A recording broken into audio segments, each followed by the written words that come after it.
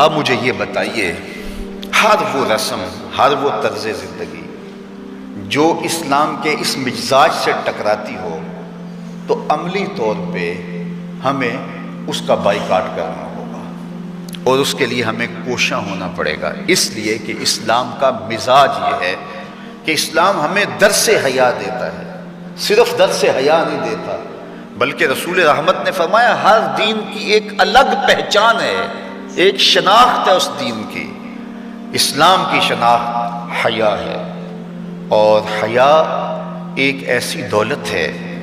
جب یہ روحوں میں اترتا ہے اور من میں سماتا ہے تو اللہ تعالیٰ جل شانہ کی رحمتیں اس شخص کے اوپر نازل ہوتی ہیں۔ سب سے زیادہ اس کائنات میں حیا کرنے والے، حدیث پاک میں آتا ہے حضور علیہ السلام کواری لڑکی پردے میں جس طرح سمٹی ہوئی ہوتی ہے، فرمایا اس سے بھی زیادہ حیا کرنے والے تھے۔ تو ہمیں درس حیا کا دیا گیا، اور ایک مقام پہ یوں ارشاد فرمایا گیا کہ حیا اور ایمان یہ دونوں جڑی ہوئی چیزیں ہیں، اگر ان میں سے ایک رخصت ہو جائے تو دوسری شے بھی رخصت ہو جائے، اگر ایمان چلا گیا ساتھ حیا بھی رخصت ہو جاتا ہے، اور اگر حیا چلا گیا تو ایمان کے ثمرات بھی نصیب نہیں ہوتے۔ تو حیا اور ایمان یہ دونوں آپس میں جڑی ہوئی چیزیں ہیں، ان میں سے ایک تم سے الگ ہوگی تو دوسری اس کے ساتھ ہی چلی جائے گی، ساتھ ہی رخصت ہو جائے گی۔ تو آج مغرب کی فکر کے حامل لوگ آج دلیلیں دیتے ہیں جناب پردہ تو آنکھ کا ہوتا ہے، پردہ تو جناب دل کا ہوتا ہے۔ میں کہتا ہوں دین کو تم زیادہ سمجھے ہو یا رسول اللہ کی اہلیہ سمجھیے، جن سے فرمائش حمیرہ سے دین سیکھو، وہ فرماتی ہیں جب حضور کا انتقال ہو گیا تو میں حضور کے حجرے میں جاتی تو معمولی اوڑھنی اوڑھ کے چلی جاتی کہ میرے شوہر کی قبر ہے، کوئی بات نہیں۔ فرمایا اس کے بعد حضرت صدیق اکبر کا وصال ہوا تو وہ بھی حضور کی قربت میں دفن ہوئے، تو میں پھر اس معمولی اوڑھنی کے ساتھ چلی جاتی، اس لیے کہ میں کہتی ایک میرا شوہر ہے دوسرا میرا باپ ہے، تو معمولی کپڑا لیتی اور میں چلی جاتی۔ فرمایا پھر حضرت عمر کا انتقال ہوا اور وہ بھی ساتھ دفن ہوئے، تو حضرت عائشہ رضی اللہ تعالیٰ عنہ فرماتی ہیں کہ واللہ ما دخلت الا وانا مشدودۃ علیہ صوبی حیاء من عمر، کہ اس کے بعد پھر میں کبھی نہیں گئی سوائے اس کے کہ میں خوب چادر سمیٹ کے اور پردہ کر کے جاتی، مجھے عمر سے حیا آتی۔ تو جو قبر میں اتر چکے ہیں ام المومنین تو اس سے بھی حیا کرتی ہیں اور اپنے کو سمیٹ لیتی ہیں، تو کیا رسول اللہ صلی اللہ علیہ وآلہ وسلم پر وہی جس خاتون کی آغوش میں اترتی رہی ہے ان سے زیادہ بھی کوئی دین جانے گا، ان سے زیادہ بھی کوئی سمجھدار ہو سکے گا؟ تو یہ اصطلاحات کہ جناب آنکھ کا پردہ ہوتا ہے اور دل کا پردہ ہوتا ہے،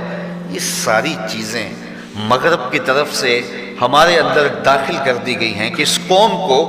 حیا کے جوہر سے خالی کر دیا جائے، کیونکہ وہ جانتے ہیں کہ ان کے رسول نے فرمایا ہے حیا اور ایمان لازم و ملزوم ہیں، ان میں سے ایک رخصت ہوگا تو دوسری چیز بھی رخصت ہو جائے گی۔ تو یہ ان کو اگر کہا جائے کہ ایمان کو ترک کر دیا جائے تو یہ تو کبھی بھی نہیں کریں گے، تو لہٰذا طریقہ یہ ہے ان کو بے حیا کیا جائے۔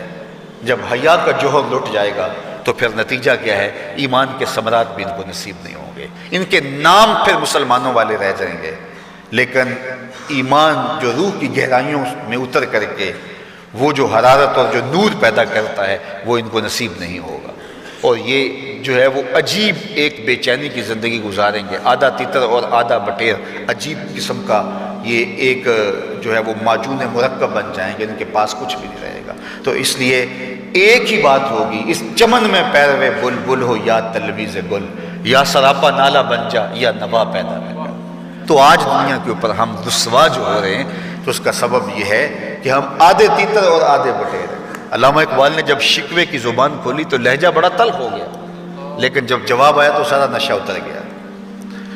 جب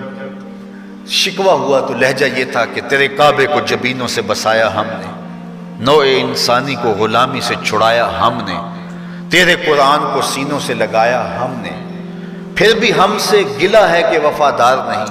ہم وفادار نہیں تو بھی تو دلدار نہیں۔ بہت سخت لہجہ ہو گیا، فتویٰ بھی متوجہ ہوا، لیکن جب جواب آیا تو سارا نشہ اترتا ہے۔ لفظ وہی ہے، صرف صیغہ بدلتا ہے۔ اب آواز ادھر سے آ رہی ہے، صفائے دہر سے باطل کو مٹایا کس نے، نو انسانی کو غلامی سے چھڑایا کس نے؟ میرے کعبے کو جبینوں سے بسایا کس نے؟ میرے قرآن کو سینوں سے لگایا کس نے؟ تھے تو آبا وہ تمہارے ہی مگر تم کیا ہو؟ ہاتھ پہ ہاتھ دھرے منتظر فردا ہو،